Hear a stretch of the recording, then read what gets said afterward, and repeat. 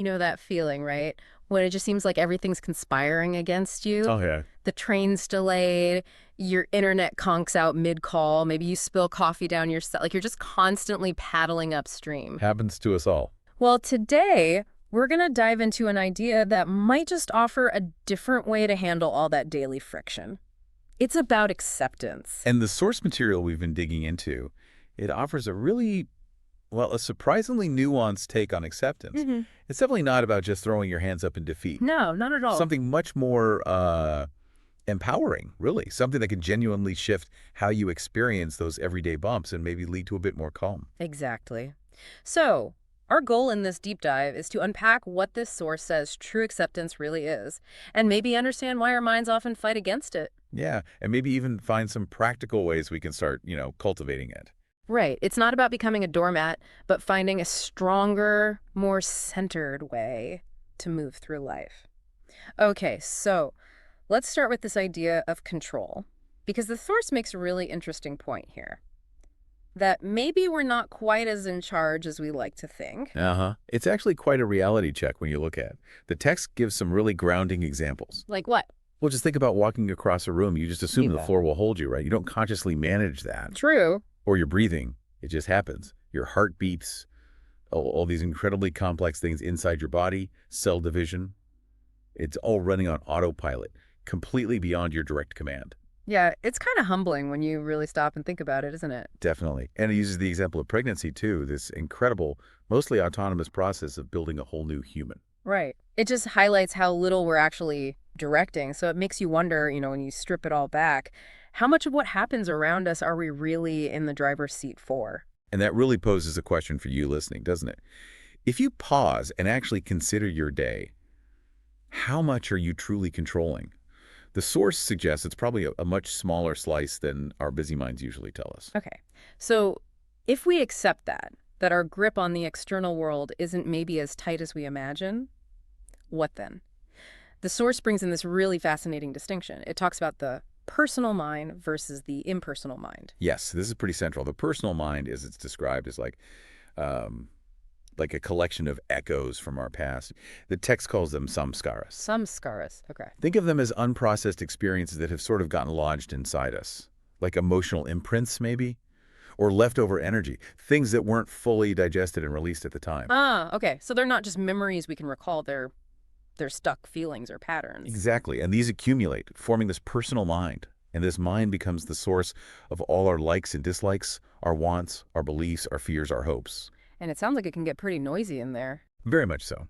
It's described as noisy because the energy tied up in these unresolved bits is always looking for some kind of release. It's like a background hum. It Right. shows up as that constant stream of thoughts, Yeah. especially maybe when you're trying to sleep or when something happens now that triggers an old feeling. Gotcha. And then there's the other side of the coin, this impersonal mind. What's that about? It sounds quieter. In a way, yeah, the impersonal mind is presented more as the source of creativity, intuition, Yeah.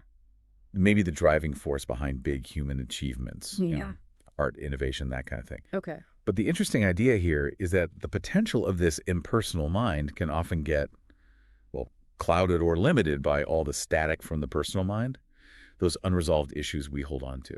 Like interference on a signal. Precisely. Okay, so we're dealing with an external world we don't fully control, using an internal system shaped by these samskaras, these past echoes.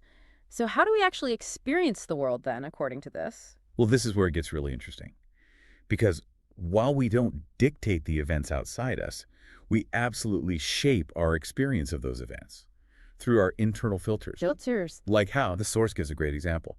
Think about a sunset, the exact same sunset. One person might see it and feel this profound beauty and peace. Right. Another person, looking at the very same sky, might feel deep sadness or loss. Maybe it reminds them of something painful.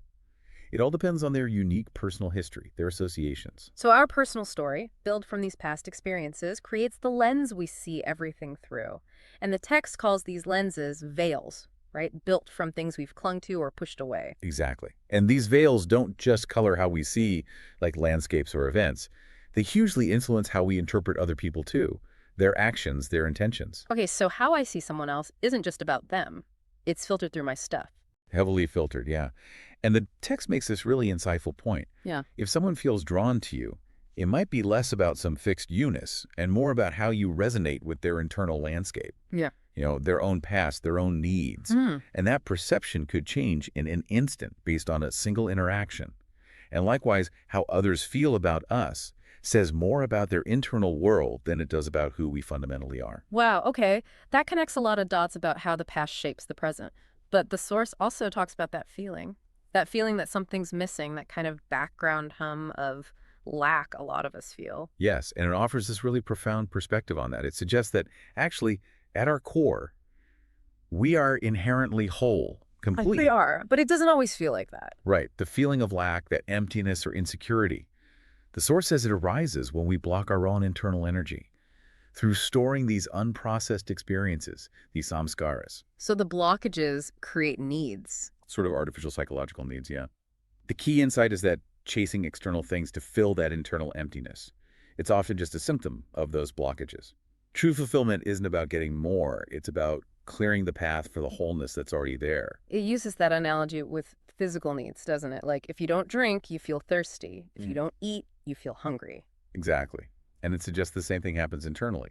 If we suppress or block our natural energy flow, we start to feel needy, emotionally lonely, anxious, whatever it is. Which is contrasted with someone who's maybe more spiritually awake. Yes. That kind of person, according to the text, feels complete regardless what's going on outside. Busy, quiet, alone with others. Their sense of okayness comes from within, not from getting something external. Okay, so if this feeling of lack comes from internal blocks, where does acceptance fit in? Because as you said, the source is clear. It's not just rolling over when things get tough. Right, that's a crucial distinction. True acceptance, as it's laid out here, seems to have three key parts. First, just acknowledging what's already happened. Recognizing reality because, well, it already is. Okay, step one, see what if. Step two, stop fighting it internally. Release that mental resistance, that internal no to what's already occurred, Let go of the argument with reality. pretty much. Yeah. And step three, stay clear and open. Mm-hmm. So you can actually respond to the situation appropriately, effectively, without being clouded by the resistance. And there's that quote in the text that really jumped out at me. Yeah. Something like, the moment in front of you isn't bothering you, you're bothering yourself about the moment. Yes, you're bothering yourself about the moment in front of you. That nails it, doesn't it? It really does reframe it. It points right at the core issue. Think about the examples given. It rains on your picnic day, or someone's driving super slow when you're late. I'm annoying. But is the rain the problem? Or the slow driver? Yeah. Or is it our internal resistance, the frustration, the impatience that creates the actual suffering? So it's not the traffic jam itself making me stressed. It's my internal screaming about wanting it to be different right now. Exactly. If you can just acknowledge, okay, traffic is slow right now, this is what's happening, and stop that internal battle, you actually stay calmer.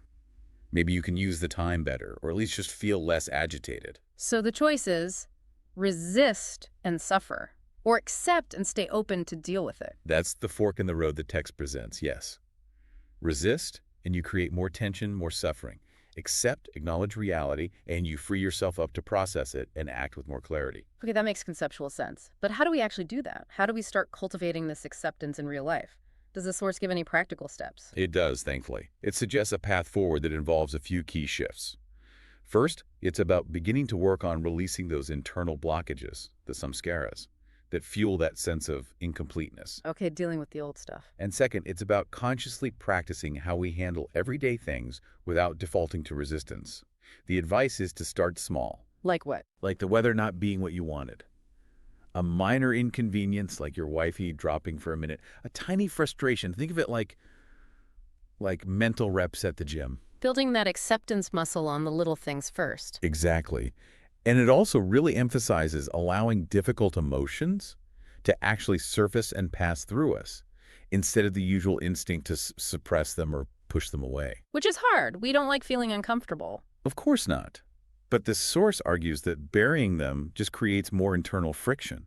It prolongs the discomfort, really. If you can allow them to come up, observe them without getting totally swept away, they can actually process and release. Revealing what's underneath. Yeah, maybe revealing that underlying peace or okayness that was just being obscured by the emotional storm. Now, this idea of not fighting the mind or the ego, That's interesting. It sounds counterintuitive, maybe. Right. But the suggestion is that wrestling with your thoughts, battling your ego, it just gives them more energy, makes them stronger in a way. So don't fight it. The advice is more to understand the root cause of the suffering, which often loops back to those stored, unprocessed experiences, the samskaras. Understand why the mind is noisy, rather than just yelling at it to be quiet. And it mentions self-compassion, too. Yes, even suggesting gently, maybe internally, apologizing to yourself for having suppressed things in the past, shifting from conflict with your inner world to more understanding, acceptance of yourself, really. And that practice with the small stuff, the minor daily frustrations, seems really key then. Like the musician practicing scales. It's a great analogy. You don't jump straight into the hardest piece. You build the skill, the flexibility, the resilience by practicing acceptance with the small, everyday annoyances. The traffic, the weather, the little tech glitches. So that when bigger things happen, You have more capacity to meet them without immediate resistance. And when those bigger, more painful feelings do come up, the text reminds us we have a choice right then. Feel it fully now as it passes through. Let it complete its cycle. Or try to push it down again, which means holding on to it, carrying it indefinitely. feel it now or feel it forever, essentially. That's a stark way to put it, but yeah, that's the implication. Okay, so stepping back, Yeah. what's the ultimate goal here? What's the bigger picture of this path of acceptance? Well, according to the source, the ultimate aim isn't really about getting everything you want externally or bending the world to your will. It's more about cultivating an appreciation for what is right now Mm-hmm. and releasing those internal barriers, the samskaras, that stop us from feeling our own inherent wholeness and contentment. So it challenges that whole common idea of hopes and dreams always being about something we don't have yet, something external we need to get to be happy. Exactly. Yeah. It implies that chasing those things often comes from a place of feeling incomplete now.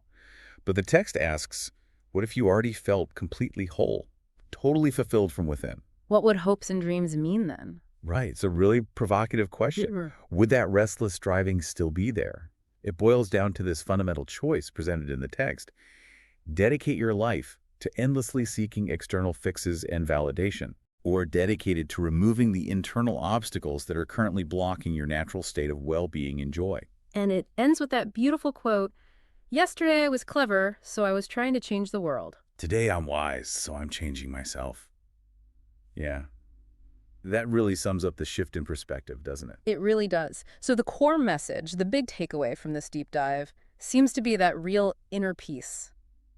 It doesn't come from mastering the outside world. No, which is mostly out of our control anyway. It comes from accepting what is the reality of the moment and gently letting go of our internal fight against it. And for you listening, we really hope this exploration has sparked some thoughts, maybe a few of those aha moments. It could be useful just to notice your own reactions. When those daily frustrations pop up, what's your go-to response? Are you usually battling them? Or perhaps, is there room to experiment just a little with acceptance instead and just see what happens? Yeah. So here's a final thought to maybe mull over. Think about one small thing happening in your life right now, maybe something slightly annoying that you usually resist. Just one small thing.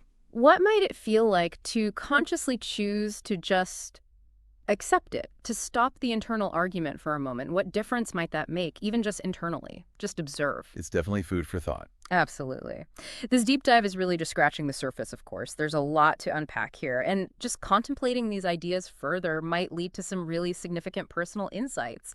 It could be a key to unlocking a bit more calm and resilience in everyday life.